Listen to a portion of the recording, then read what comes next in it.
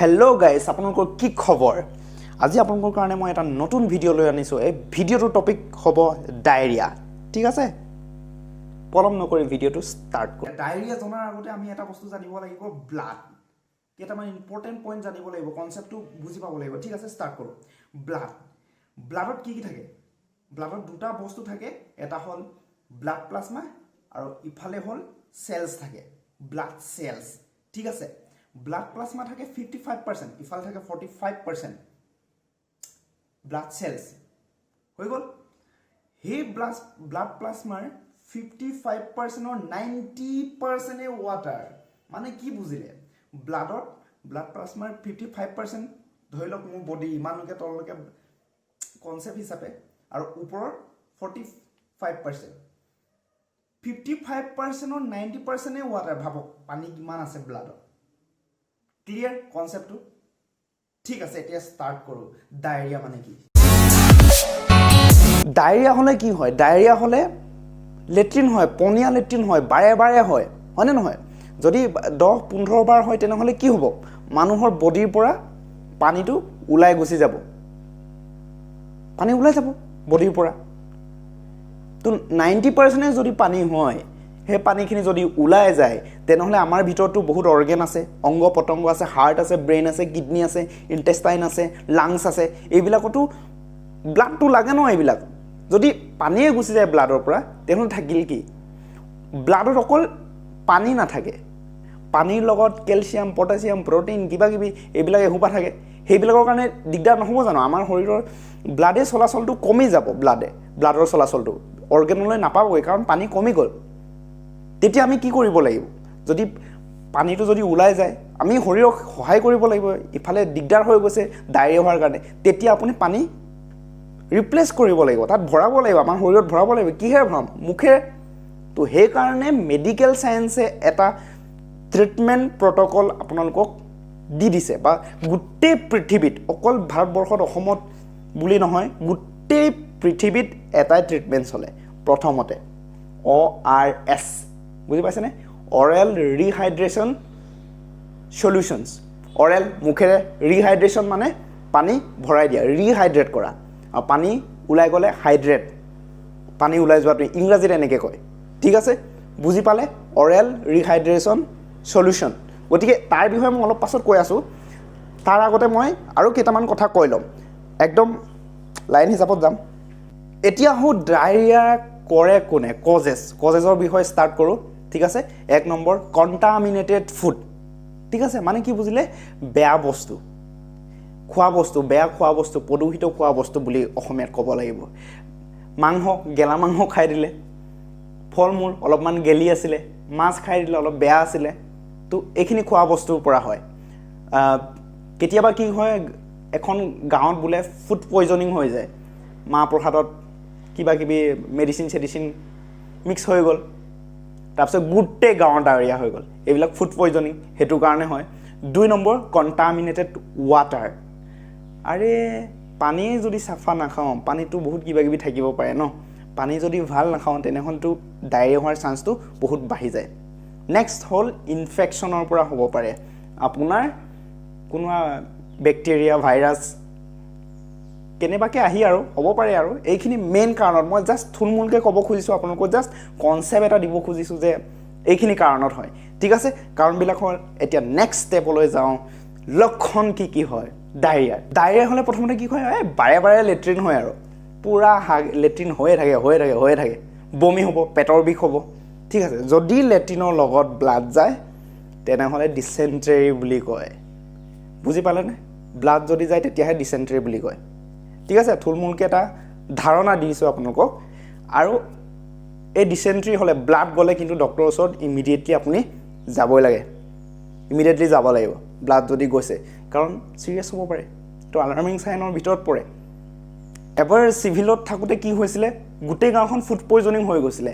মাহ প্ৰসাদ খাই গোটেই গাঁওখন উঠি আহিছিলে। ভাবক কিমান দিগদাৰ হ'ব পাৰে। গোটেই গাঁওখন এখন হস্পিটেলত। মাই গড, মই কেতিয়াও নাপাহৰোঁ এইটো এক্সপেৰিয়েঞ্চ।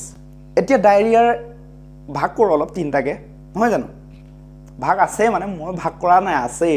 ঠিক আছে, চিভিয়াৰ ডায়েৰিয়া, যদি 10 বাৰতকৈ ওপৰ হয়, পূৰা পনীয়া লেট্ৰিন হৈয়ে আছে, মডাৰেট 10 বাৰকৈ কম হয় জাষ্ট কনচেপ্ট এটা দিছোঁ হা আৰু মাইল হ'লে 4-5 বাৰ হৈছে আৰু 2-3 বাৰ ঠিক আছে এতিয়া আমি সিভিয়াৰ হ'লেতো হস্পিটেলত যাবই লাগিব সিভিয়াৰ আৰু মডাৰেট ডায়েৰিয়াত আপোনাৰ ডক্টৰৰ কনসালটেশ্যন লোৱাটো বহুত দৰকাৰী বহুতেই দৰকাৰী মাইল্ড ডায়েৰিয়াত কি হয় কেতিয়াবা নিজে ভাল হৈ যায় ডায়েৰিয়া যেতিয়া ঘৰত ষ্টাৰ্ট হ'ব লেট্ৰিন হোৱা যেতিয়া ষ্টাৰ্ট হ'ব তেতিয়া আপোনাৰ ওচৰত যদি ORS থাকে বা হলে নাথাকিলে আপুনি ORS কিনি ল'ব ওচৰৰ ফাৰ্মাচিৰ পৰা আপোনাৰ ঘৰৰ ওচৰত ORS টো কেনে খাব লাগিব এতিয়া ঠিক আছে প্ৰাপ্তবয়স্কৰ কাৰণে প্ৰথমতে কৈছো 18 বছৰ ওপৰৰ কাৰণে ঠিক আছে এতিয়া ORS টো 18 বছৰ বুলি নহয় একচুয়ালি মই বিশেষকে বাচ্চাৰখিনি কম 0 to 18 ইয়াৰ্ছৰ খিনি মই অলপ পাছত কৈ দিম ঠিক আছে এতিয়া ORS টো কি কৰিব ORS টো 1 লিটাৰ পানীত ভাল পানীত ক্লিন ওয়াটাৰ 1 লিটাৰ পানীত 1 পেকেট ঢালি দিব ঠিক আছে পুৰা মিক্স কৰিব ধুনিয়াকে মিক্স কৰি এটো 24 ঘণ্টালৈ ব্যৱহাৰ কৰিব পাৰিব তাতকে বেছি হলে কিন্তু ব্যৱহাৰ নকৰাটো ভাল এটো কোৱা নাই যে 24 ঘণ্টা অলপ-অলপকে খাই থাকিবলৈ যিমান খাবলৈ মন গৈছে ইমানে খাওক যদি 6 ঘণ্টাতে আপোনাৰ ফিনিশ হৈ গৈছে তেনে আৰু এটা বনাও কিন্তু হে একেটা বস্তু মানে বটলটো 24 ঘণ্টাৰ ওপৰত বেছি হলে খাব নালাগে ঠিক আছে ডায়েৰিয়া ঘৰতে ষ্টাৰ্ট হৈ গ'ল লেট্ৰিন হৈ আছে আপোনাৰ বুলে ORSও নাই লবলৈ যাবলৈ দেৰি হৈছে 1-2 ঘণ্টা লাগিব তেতিয়াও আপুনি মেনেজ কৰি ল'ব পাৰে কেনে গম পায়নে 1 গিলাস পানীত সাফা পানীত ক্লিন ওয়াটাৰত 2 চামুচ চেনি 1 চামুচ নিমখ আৰু নেমু অকন চেপি দি খালে হ'ব নেমু যদি নাথাকে এইখিনি খালে হ'ব আগৰখিনি 2 চামুচ চেনি আৰু 1 চামুচ নিমখ পানীত ঘুলাই খাওক হেতু কামত দিব এট লিষ্ট এতিয়া হো 0 to 18 ইয়াৰ্ছৰ বাচ্চাৰ কাৰণে প্ৰথমতে কওঁ 0 to 6 মান্থছৰ কাৰণ এইখিনি সময়ত মাকৰ গাখীৰ খাই থাকে বেবিয়ে আৰু বেলেগ বস্তু নাখায় আৰু মেডিকেল সায়েন্সে কয় যে নৰমাল এটা বেবিক 0 to 6 মান্থছ একো খুৱাব নালাগে অকল মাকৰ গাখীৰ খোৱালে যথেষ্ট দেখিছে মাকৰ গাখীৰত কিমান দম আৰু 0 to 6 মান্থছ খোৱা এটো কয় ব্ৰেষ্ট ফিডিং কি ব্ৰেষ্ট ফিডিং বুলি কয় এক্সক্লুসিভ ব্ৰেষ্ট ফিডিং ঠিক আছে এইখিনি হল তো এইখিনি সময়ত যদি হয় তেনে হলে ORSৰ লগতো আমি এটা বস্তু যোগ দিব লাগিব জিংক টেবলেট যদি 6 মাহতকে কমৰ কথা কৈছো মই 6 মাহতকে যদি কম হয় তেনে হলে 10 মিলিগ্ৰাম ডেইলি 14 দিনৰ কাৰণে খাব লাগিব জিংক টেবলেট আপোনালোকে ভাবিছে জিংক টেবলেটটো নিজে নুখুৱাব কিন্তু চৰকাৰে এনেকুৱা ব্যৱস্থা কৰি থৈছে গাঁৱৰ আশাকৰ্মী sub centre ANM MPW supply দিয়ে চৰকাৰ ফ্ৰীকে এওঁলোকেও ট্ৰিটমেন্ট কৰিব পাৰে যে জিংক 14 দিনৰ কাৰণে সৰু বাচ্চা খুৱাব লাগে যদি ডায়েৰিয়া ষ্টাৰ্ট হয় এবাৰ খোৱালে 14 দিন পুৰা কন্টিনিউয়াস এদিন দুদিন তিনদিন কৰি খুৱাই থাকিব লাগে 6 মাহতকে তলত হলে কি কৰিব এনে সাধাৰণতে আমাৰ চৰকাৰী হস্পিটেলৰ টেবলেটটো কেনেকে আহে এটা টেবলেটত 20 মিলিগ্ৰাম থাকে গতিকে ভাঙি দিব টেবলেটটো ভাঙি কিনে এটো পানী দি দিলে বা গাখীৰৰ লগত দি দিলে ঘুলি যাব নিজে গলি যাব সেইকাৰণে ডিজলভিং টেবলেট বুলি কয় হল ঠিক আছে 0 to 6 মান্থছ কমপ্লিট এতিয়া হ 6 মান্থছ টু পুৰা এডাল্ট মানে 18 ইয়াৰ্ছলৈকে ঠিক আছে 18 ইয়াৰ্ছৰ তললৈকে বা 18 ইয়াৰ্ছৰ পৰা খাব নালাগে আৰু 18 ইয়াৰ্ছৰ তলত ঠিক আছে যদি ডায়েৰিয়া হয় তেতিয়া হলে ORS টো খাবই ঠিক আছে তাৰ উপৰিও জিংকৰ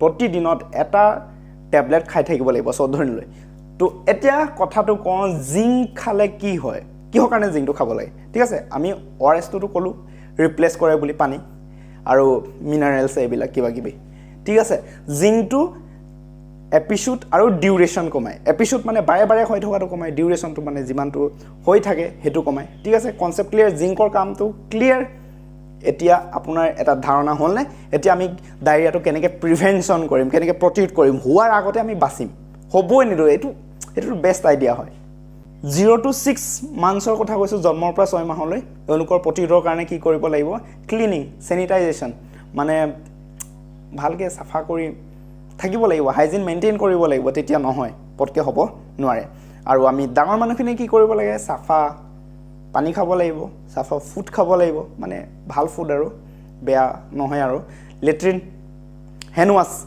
লেট্ৰিন কৰাৰ পাছত হ্যান্ড ওয়াশ আজিকালি কোভিড হোৱাৰ পাছত হ্যান্ড ওয়াশটো মানুহৰ ভালকে কনসিয়াস এৱাৰনেস হৈছে যে ভালকে হাতটো সাফা কৰিব লাগে তো এইখিনি ভিডিঅ' আপোনালোকে কেনেকুৱা পালে যদি এইখিনি ভিডিঅ'ৰ পৰা আপোনাৰ উপকাৰ হৈছে বুলি ভাবে বা কাৰোবাৰ উপকাৰ হ'ব বুলি ভাবে তেনেহ'লে ভিডিঅ'টো শ্বেয়াৰ কৰিব আৰু যদি মোৰ ইউটিউব চেনেলত চাই আছে তেনেহ'লে ছাবস্ক্ৰাইব কৰিব আৰু যদি ফেচবুক পেজত চাই আছে তেনেহ'লে লাইক এটা দি দিব আৰু থেংক ইউ